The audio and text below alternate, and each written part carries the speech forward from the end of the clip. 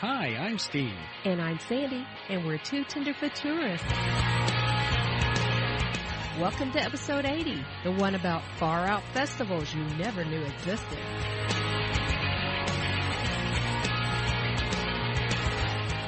I like festivals. You know, we haven't went to enough of them recently. No, we haven't, but we have them all over the place. If you're in the southwest Missouri area, I mean, nearly every single town or city has some sort of festival going on throughout the year. Okay, I think it's that way across our country. Yeah, that's true. Around here we have tons of them. For example, we have apple butter making days in Mount Vernon. Mm-hmm. Sucker days in Nixa, and it's not about lollipop suckers. It's about the fish. Yeah, exactly. So that's kind of interesting. And then in Republic, they have pumpkin days. Yes, and we like that one. That's really cool because in October.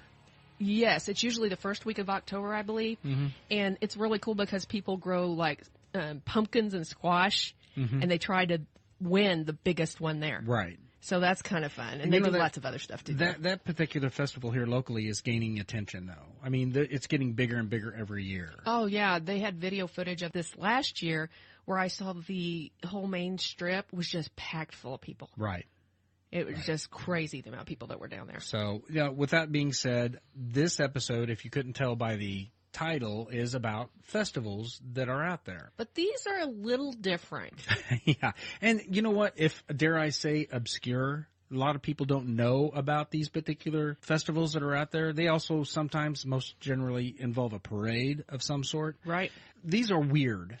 They are weird. They're a little weird. But you know what? They embody a community that has come together, and they're just having fun, and it's gained some attention. So in our research, I ended up finding this one website, thetravel.com, that compiled 20 of these different unique festivals and parades that are out there. Honestly, let's just say it how it is. 20 doesn't even touch it. There's a lot of stuff out there. Oh, you know what? I found some other websites, and I'm going okay, I can't bring that to a family-friendly podcast. Yeah, some of these are not PG-13. They're like rated X. Yeah, you got to really watch yourself. People do that in public? Groups of people do that in public, evidently. Oh, my goodness. So, moving right along. So the first one we want to bring to you, to present to you, that is the Duct Tape Festival in Ohio. Where is that again in Ohio? Is it Avon, Ohio? Avon. Is that right? Yeah. I think most of us like duct tape a lot. We use it all the time. It's my favorite tool. But and just in case you're interested in it, you might go to their website and see if they've posted the new dates. But the last I checked, they are having it in June. That's the most they had said so far. So far, that's all they've posted, yeah. If you thought duct tape was just for fixing car windows or covering up holes and blow-up beds, you thought wrong. The annual Avon Heritage Duct Tape Festival brings over 60,000 people to Avon, Ohio every year to ride the dozens of rides, watch the big parade, make some duct tape crafts, and make an outfit worthy of winning the popular fashion show. The duct tape brand, Duck Brand, is headquartered in Ohio, making it a fitting location for the 3-day festival that happens every June. The weekend includes duct tape parades, which locals show off their crafting skills by making duct tape floats, everything from giant elephants to fire trucks, which, by the way, we saw the fire truck. They can climb into it. It's got a fireman, too. Yeah. Later that day is the fashion show, where unique outfits of all kinds are created for the audience to ogle, however you want to say it. If the craftsmanship and creativity aren't enough to get you to Ohio, then maybe the rest of the weekend's festivities will. There are rides to hop on and off of the whole weekend. A giant outdoor movie theater, a family circus, a vintage car show, and concerts every single night. Free admission, free parking, free shuttle, free entertainment, rides parade. You notice they didn't say the rides were free, but I'm sure the parade is free. The duct tape crafts may cost something. I'm not sure. Fashion show may cost something to enter because it's not saying. But, yeah, as far as just being there, it's free. Yeah. And this is 3 days. 3 days, and they even have live music. I think you already said that. And right. So in the past, it's run from 4 to 11 each night. Or like 4 to 11 on the Thursday and Friday. Mm-hmm. And then on the Saturday that they run it 11 a.m. to 11 p.m. I don't know if they'll change it this year or not. Don't know. But that's in the past been what they've done. You showed me some pictures of some of the outfits that these people were making in order for the fashion show out of duct tape. That's incredible. It's amazing. You saw the King and Queen of Hearts. Right. All dressed up in full regalia. There were like ball gowns, guys in nice suits, and these are made of duct tape. All of it. There were. Hopefully, it's not the underwear. Yeah, that would be uncomfortable. Chafing. Pull that bad boy off. I saw one that was cute. It was. It looked like 3 young teenage girls that. Preteen maybe, that had made like little flapper dresses out of duct tape. That was cute. But some of these are really, really intricate designs. Oh, yes. It's incredible. It is incredible. And then we also saw some sculptures, and they actually made this giant duct tape duck out of duct tape. It was all out of duct tape. Well, they've got all kinds of stuff They had a dump truck where you could get up there and have your picture taken in it. They had like duct tape sculptures. They had a tool belt that was really intricate. On their site, I get a kick out of it because there's a guy in a T-shirt and says "Real Men Use" and it has a roll of duct tape. I get a kick out of it. It's so funny. So, make a long story short, that is another thing that I don't think anybody really knew actually existed. And I did say how many people show up to that every year, right? I don't remember. 60,000 people. You did say it. We did talk about that, yes. 60,000 people. That's a lot of people, folks, for duct tape. Yeah, because they have floats, the whole bit. The whole bit. So, anyway, that is for your consideration for a festival to attend. So, what's next? The Chicken Show in Wayne, Nebraska. I find this very entertaining. It looks very entertaining. Okay, first of all, no, you probably don't realize this because we started doing our podcast after we had tried raising chickens, but we raised chickens for a little while. That's true. They are actually a lot more work than you would think, mainly because we live in town. We don't live on a farm. You can kind of just let them be out there, but you got to keep it cleaned up a lot. It would be easier if we had more acreage. Yes. The Chicken Show in Wayne, Nebraska. It's an event, a community event that they have been doing since 1981. And people ask them, it's like, why are you choosing chickens of all things as a theme for a festival? And they actually, on their website, thechickenshow.com, said, number one, the reason why is because the potential of art material. Do you see, I don't know. I guess. I'm thinking more of the humorous side. It automatically draws me in. Oh, no, I'm sorry. All two. You can't help it when you yawn. Number 3 is the reason why is because chickens are kind of humorous. Yeah, that's what draws me. And number 2 is because most people have a knowledge or familiarity with chickens. Yeah, they've been running this festival since 1981, and I guess it draws in a lot of people. In fact, this is from thetravel.com. First held in 1981 in Wayne, Nebraska, the annual Wayne Chicken Show was founded as a way to get the community together and celebrate the humor and wonder of the chickens that surround the rural community. What started out as a funny little town happening quickly grew to a worldwide oddity with thousands of attendees every year. You can ooh and ah at the chicken theme parade, find a nice little chicken collectible or souvenir at the outdoor Cluckteak market and sidewalk sale, test your taste buds at the saucy hot wing eating contest, rent a chicken for a chicken crowing and flying contest, or get your dance on by participating in the world's largest chicken dance according to the website events. So they hold every year, it's a 3-day event, which this year it is... Hold on. Wayne is seemingly all about the chicken puns. Oh, yeah. And every year they come up with a new phone for the festival's theme. Mm-hmm. Everything from 22 hen salute to undercoop... to undercoopstruction to Y2 cluck. Yeah, that's been their theme. Yes, that's been used. Yeah. So they are noted to have the world's largest chicken dance. I totally want to do that. Clack, clack, clack, clack. I am so good at that. And then they also have a rooster crowing contest. Okay, we watched footage of that, and that was incredible. Okay, I'm going to play a little bit of that. I would love that. Probably because it's not hard to hear. That's a little girl doing that one. It's incredible. I mean, some of the ones that did stuff, my jaw drops. Is the National Cluck Off. where people from all over the United States come and compete to see who can mimic a chicken the best. Some go for more of an audible approach, while others focus on more of an overall presentation. Demonstrating how a But chicken one man picking up entered popcorn the and Cluckagon and didn't lay an egg as he took home Yeah, his this 12th. is crazy. That's right, 12th That's a guy. national cluck-off title. And he's standing about 5 feet from the microphone, too. And he still was that loud and clear. It was crazy. Sounds just like a rooster. Yeah, it's crazy. That was insane. Crazy. Insane. Okay, so there's that going on. And I believe Saturday night, according to their schedule, they have fireworks. Yes. They have a lot of events going on there. It's very busy. They have the chicken flying coax where you put your chicken on a stage. There's a In mailbox. a giant mailbox. And you put the chicken in and you take a plunger and you kind of Push it out.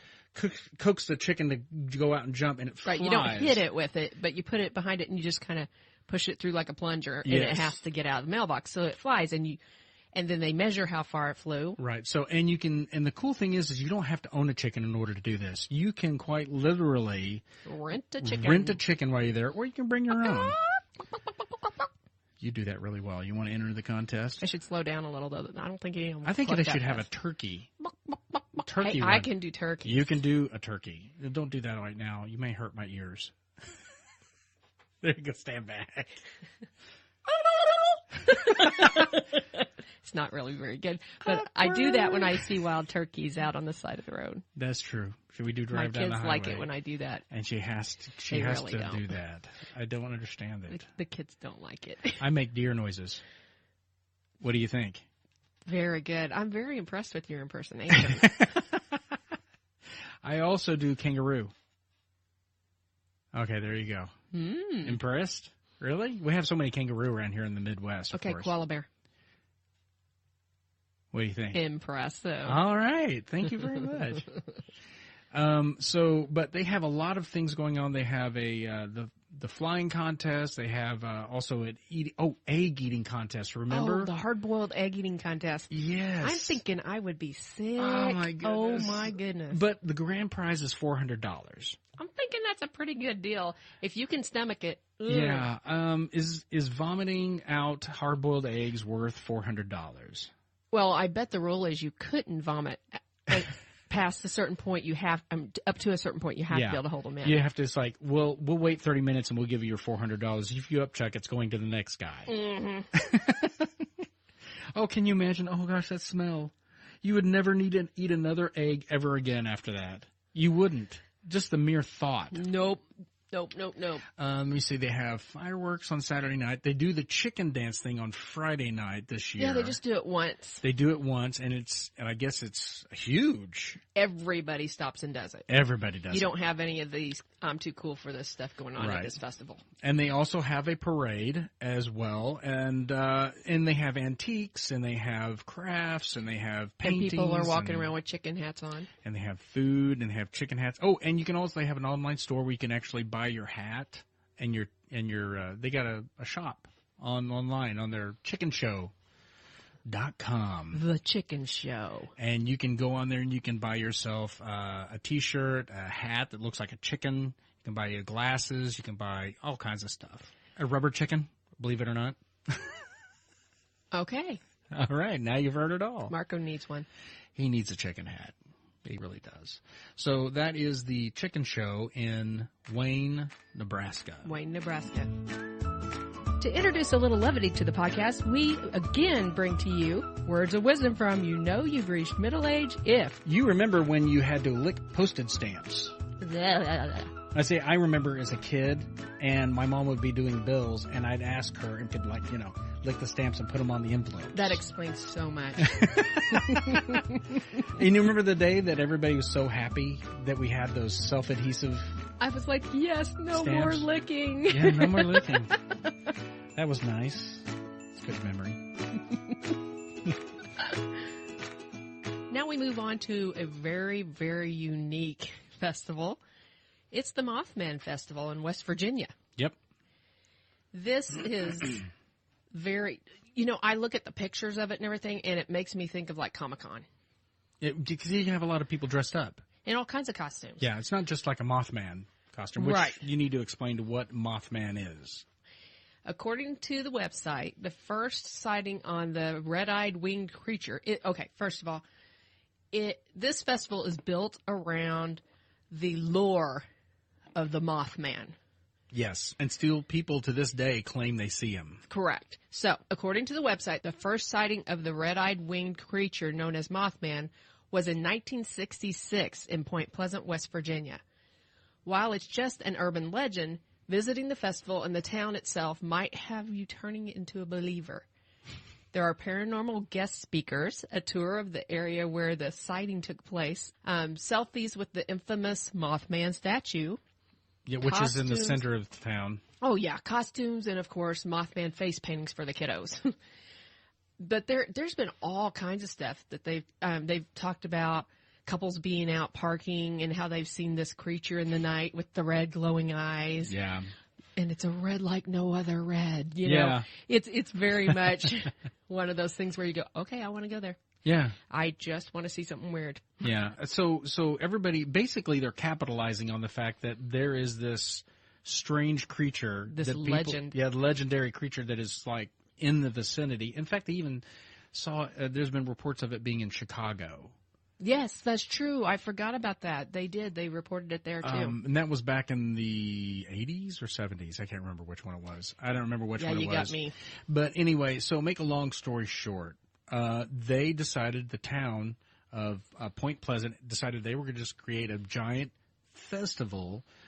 And they even have the stores actually have things that basically promote the Mothman. In fact, they have a coffee shop that sells Mothman droppings and cookies and coffee, right? Yep. And then they have a pizza joint that you can go to that has the Mothman pizza where they have the condiments all set. Or can you say condiments? I can say condiments, right? Would you say condiments all set up on the pizza, designed like Mothman? Right. Exactly right. And so it really is really capitalizing upon that whole mythos. So what about the festival? Can you read anything about that? Because I got some stuff here if you don't. Well, I read a few things. I mean, I know that they have, like we talked about, they have the costumes that everybody wears around there. And some people go without them, but there's a ton of people in different costumes, from Men in Black to Nacho Libre. Mm-hmm. I mean, it's just the craziness. And then they have a Mothman guy walking around in a costume in some of these pictures that has huge red eyes. What's funny is that the paintings and stuff of the Mothman that people have talked about in lore, he doesn't really have a head. It's down in his body more. Mm-hmm. And so if you see the silhouette, it looks like just wings with a body and no head. Yeah. But it's pretty crazy. They have like bands, vendors. They have a hayride there called the TNT Mothman Hayride. They also have a Mothman museum. Yep. I'm trying to find it. And they have what they call a TNT bus tour. I'm kind of curious. That's what I was just talking about. Yeah. So you can see the viaducts used when the TNT area is in operation while I think we're going to confuse people if we don't tell them why they call it the TNTs, because there used to be a manufacturer there actually created dynamite, right, explosives back in World War II. And it's since World War II had come and went, it's actually closed and it's fell into disrepair. And a lot of the theories that people say that there was some toxic chemicals. They said that some of that stuff was buried beneath the ground. Yeah, and that's the reason why. And there was seepage, and that the Mothman was created. That's right. So basically, this hayride, they take you where the 18th area was in operation while experiencing the area. Where the what was? I would say AT&T, didn't I say that? Yeah. When the TNT area was in operation while experiencing the eerie feel ride back into the woods. So that's where they see the Mothman mostly, is over there by the TNT factory. Correct. So just to let you know, there are no restrooms on this ride. And they have light refreshments sold and musical entertainment on this hayride. Okay, that's fine. So I'm wondering if they're going to be playing spooky music while you're on it. I would treat it just like our corn maze. I'm telling you, I would have things out there. I totally would. I would not want to, if there's a Mothman, truly, if there's a Mothman, I do not want to be standing out there in the dark waiting for this hayride to come by to scare someone. No. That would be insane to me. No. I know it called me paranoid, but no, my luck, I would be the first one to say, oh, I got killed by the Mothman. You wouldn't be saying a word, dear. Well, people would be saying that I am the first one to ever be killed by Mothman. Okay, much better. God. Hey, by the way, they actually have a date posted for their next festival. Oh, when is that? September 20th. Okay, all right. Yep, they've already got that scheduled, and that's kind of nice. They also have the Mothman 5K. I think they should have to be dressed like him. That's it. I am traveling to the festival. This is off the Mothman Festival website, and they have a little Q&A thing on there. And let me read some of this. How much does it cost to get into the Mothman Festival? The admission is free. You've already said that. I love free. There are some festival events and attractions that have a small fee, but we strive to keep everything affordable and family-friendly. So your kids are welcome to come along, too. Now, with that being said, I'm wondering if the hayride's not going to be too spooky for them. Yeah, that would all be very questionable. Oh, and the hayride does cost $5. Okay, where did you get the hayride? Because I keep seeing bus tour. If you go to the mothmanfestival.com and you go to FAQ and you scroll down, it actually lists off some of the things that they do there. What are the festival hours? Our Kickstarter event is on Friday at 6 p.m. The Mothman 5K is held at 8 a.m. on Saturday, and the festival is usually up running by 10 a.m. On Sunday, the festival opens at 10 a.m. and finishes around about 5 p.m. Typically Saturday, 10 a.m. to 6 p.m. for merch vendors. Some food vendors stay open later. Music is until 8 p.m. with speakers, but it's quite the event. It didn't say how many. Oh, I see the bus guided tours here right now. So is that a different thing? It is a different thing. Oh, cool. So that's another option. Well, and I was also noticing that they say they have movies playing, that they have street performers in addition to the live bands. You never know what they'll have up their sleeve, is what that says. Right. It says it is family friendly and that all ages are welcome. Hey, can I bring my dog to the festival? That's a good question, actually. They love dogs. So does Mothman. And he finds them delicious. He likes them raw. A little Tabasco. Yeah. They have things for children to do, such as face painting, games, and the popular hillbilly zip line, and more. Wow, they have zip lining there? Well, for the children. Oh, okay. So, Mothman. That is a curious And this festival. is the 18th annual, by the way. Did we mention that? 18th annual Mothman Festival. The one coming up in 2019? Mm-hmm. This year? Interesting. Also, they do have an online store as well, just like the Chicken Show does. And you can go there and you can purchase your own T-shirt. They actually have you can actually buy your bus tours on there as well. It's only offered once a year. They have an interesting logo.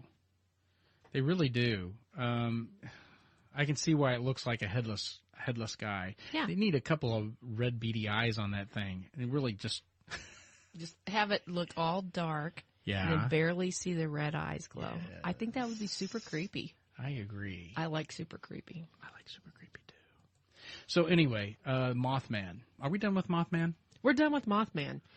It is intriguing, but we're done with Mothman. I don't think what we're doing is describing it well enough to actually make it appealing enough, I think, with people. I think people need more of a visual. They do. So I say go online, watch some videos, and look at some images. You can go on YouTube, and you know what really piques someone's interest if they did some research on what the whole Mothman legend or lore is all, what has been out there for what people have seen of the whole Mothman. Right.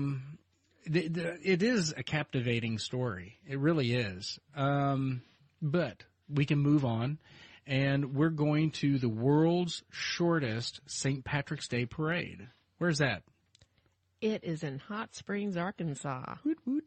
I love Hot Springs. So now they've been having, what is this? This is the 16th annual, okay, and it's one of the shortest St. Patrick's Day parade in the world, and I believe it's like 98 feet. Isn't that what it is?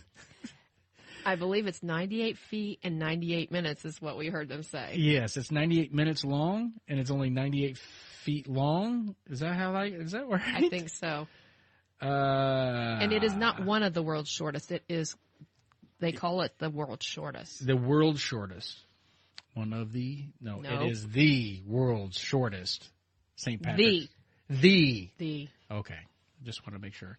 They quite literally, they have some really big names down there. Who's the Grand Marshal this year? Well, okay. Last year, 2018, they had who? Okay. Is it Joey Fatone? Yep. I think he's hilarious. I like him. He's a fun guy.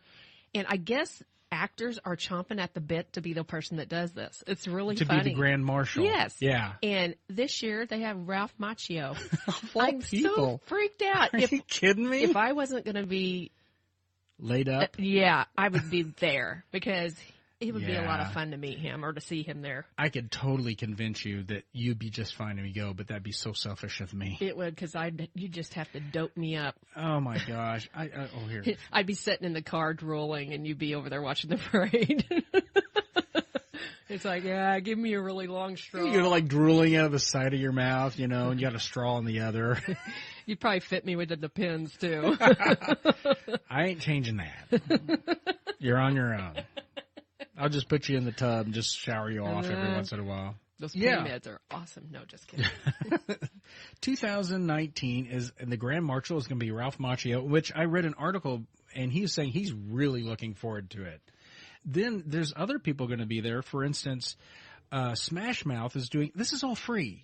This is all free. I would love to see Smash Mouth. Smash Mouth is going to be there, and they're going to put on a performance for everyone, and Three Dog Night. Okay, I have to tell you, I find this really funny. When they're explaining on their site who the Grand Marshal is going to be, it says, "Sweep the leg Johnny, Ralph Macchio, will be Grand Marshal of the 2019 World's Shortest St. Patrick's Day Parade." That is, that is so cool. Yeah. That is really good. Stay golden. Stay gold, Pony Boy, Macho said. What? I forgot he's Pony Boy, remember? He is Pony The Outsiders. Boy. Yeah. I forgot all about that. Stay gold, Pony Boy. Oh, that's right. He also dueled with Steve Vai in Crossroads. I forgot. I always think of him as Karate Kid, but I forgot he's done all these other things. Let's see. He's joining quite a list of celebrities. We already talked about the fact that Joey Fatone was on there. Like it was TV. He was down there. But they've also had Bo Derek, Jim Belushi. No way. Oh yeah, I know. Isn't that crazy thinking of her on there? Jim Belushi, Kevin Bacon. Wow. John Corbett, and Norm from Cheers. No way. Isn't that cool? Okay, that is awesome. Where has this been all of our lives? I think they need to ask 2 tenderfoot tourists to come do it. Yeah, that's like, People go, yeah. You know what everybody would say? Yeah, they go, who? Who? What? Oh, my goodness. We'll stay home this year. So we're just going to promote a hotel that's right down the street from all this fun and activity is the Waters Hotel. We love that place. Highly recommend it. We've stayed there. Great what a great staff. place. Oh, Great my staff. Goodness. Really nice rooms. Really very, very nice hotel. And and this place is, quite literally, it is just not more than about, if I were to guess, maybe half a block down the street, if that. I don't think it's very far at all. We've only been there once, but the area was easily walkable. Mm-hmm. And we looked at videos to kind of get an idea of where the parade is, and it seems like it's just about half a block down from our hotel. Yay. So this all started in 2003, I believe. Is that right? I guess that makes sense. It's 2019, right? The first ever event of the world's shortest St. Patrick's Day Parade was held on March 17th of 2014, and it made St. Patrick's Day Parade history. A few thousand people gathered for fun and frivolity in the heart of America's first resort, and it became a St. Patrick's Day tradition in Hot Springs. Okay. That's according to the website. That's what it says. This is kind of interesting because I didn't see this on any other sites. It says the first ever 16th annual World's Shortest St. Patrick's Day Parade Committee is now accepting applications for the parade. Yes, you have to make a float of some sort, and it's got to be colorful. They look for things that are very colorful. Only 40 entries will be allowed to march in the parade, so dream up and design your entry. And remember, the most wild, most colorful, and imaginative floats always make it to the top of the parade entry pile. Right. Spots always fill up fast, so get your ideas in today. I think that's a genius idea. They're going to keep it short. They're not going to. They really are. I bet there's a ton of people that want to be in this parade. Oh, yeah. Oh, yeah. In fact, just remember, I forgot who they had there last. They had the Dallas Cowboy cheerleaders there, yep, too, they last did year. have them, too. They also have a lot of other little things that they like to do. They have the Blarney Stone.